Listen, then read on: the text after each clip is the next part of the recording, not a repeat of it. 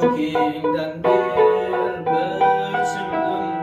saçında ak sen bahardan mutindim köklem ayım kökünden bir çıktım kar koynunda zorla senga itindim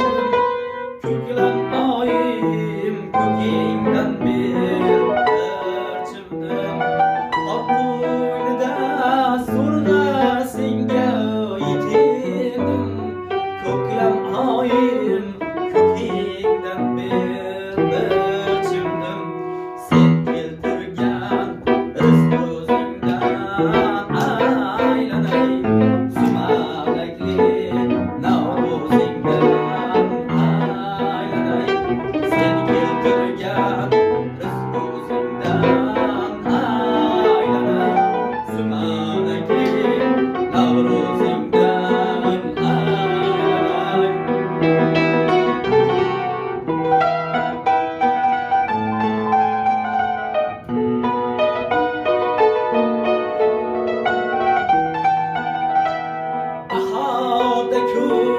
Binaşlar açılsın Katilime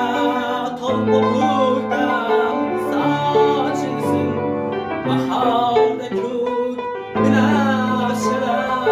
açılsın Katilime topuktan saçılsın Oy çiçekle barar yollar açılsın Ayım kökünden bir çiçek yapar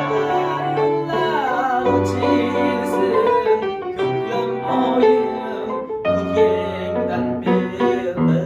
çıktım Sen getirgen rızkızingdan aylanay Sumalakli navruzingdan